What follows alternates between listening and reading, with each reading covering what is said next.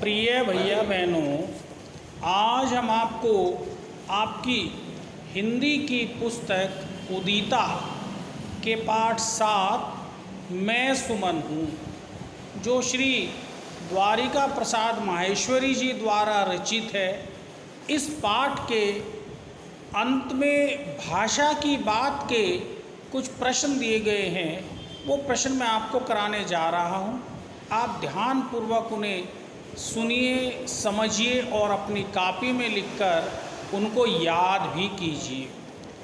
भाषा की बात में पहला प्रश्न है, निम्नलिखित शब्दों के 3 पर्यायवाची शब्द लिखिए। इसमें कुछ शब्द दिए गए हैं, उनके 3 पर्यायवाची शब्द हमें लिखने। तो इसके लिए आप 2 स्तंभ बना लीजिए, एक शब्द का और दूसरा पर्यायवाची का। तो पहला शब्द है मारुत। तो मारुत शब्द के 3 पर्यायवाची होंगे, अनिल, पवन, वायु। ये 3 पर्यायवाची मारुत शब्द के होंगे। दूसरा शब्द है सुमन। सुमन शब्द के 3 पर्यायवाची होंगे, पुष्प, फूल, कुसुम। तो ये 3 शब्द पर्यायवाची होंगे सुमन के। तीसरा शब्द है व्योम। तो व्योम के पर्यायवाची हमें बताने हैं। पहला हो जाएगा आकाश, दूसरा अंबर और तीसरा आसमान। तो ये 3 पर्यायवाची होंगे व्योम के। इसमें प्रश्न नंबर 2 है, निम्नलिखित मुहावरों का अर्थ लिखकर वाक्य में प्रयोग कीजिए। इसमें कुछ मुहावरे दिए गए हैं। उन मुहावरों का पहले आपको अर्थ लिखना है और उसके बाद में उनका वाक्य प्रयोग भी करना है।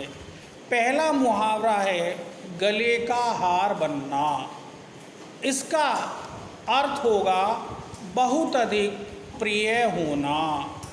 अब इसका वाक्य प्रयोग हम करेंगे तो वो इस प्रकार से होगा, हर माँ के लिए अपना बेटा गले का हार होता है।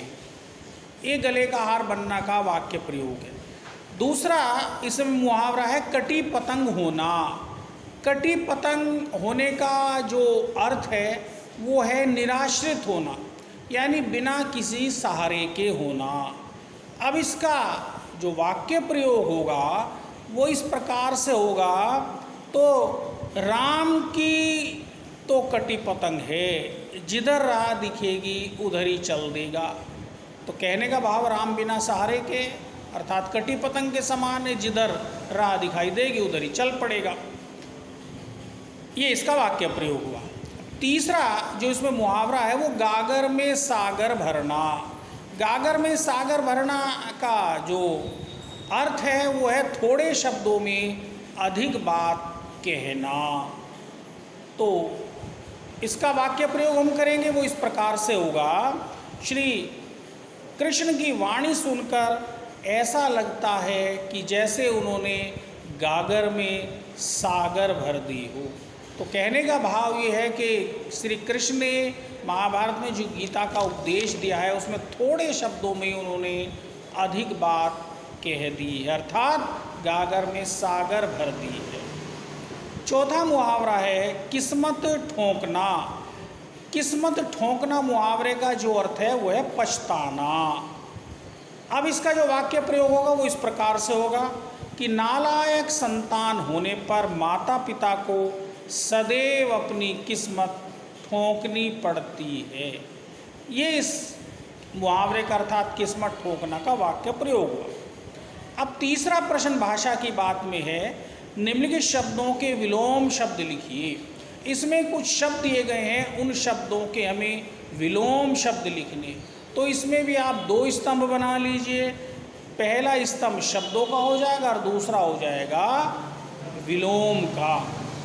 तो पहला शब्द है इसमें शूल। शूल का जो विलोम शब्द होगा वो है फूल। दूसरा शब्द है शीत। शीत का विलोम शब्द होगा ग्रीष्म या गर्मी। तीसरा जो शब्द है वो है प्रातः। इसका जो विलोम शब्द होगा वो होगा शाम या सायंकाल। चौथा जो विलोम शब्द है, जो अर्थात जो चौथा शब्द दिया गया है वो है रात। इसका जो विलोम शब्द होगा वो है दिन। तो इस प्रकार से शब्दों के विलोम शब्द मैंने आपको बताए हैं। इसी के साथ इसमें अंत में एक शब्द, एक पंक्ति दी गई है, इसे भी जाने। इसे भी जाने में लिखा गया है कि श्री रविंद्रनाथ टैगोर को सन 1913 में साहित्य के क्षेत्र में नोबेल पुरस्कार प्रदान किया गया था। तो ये आप इस पंक्ति को भी आपको लिखना है और याद करना है। धन्यवाद।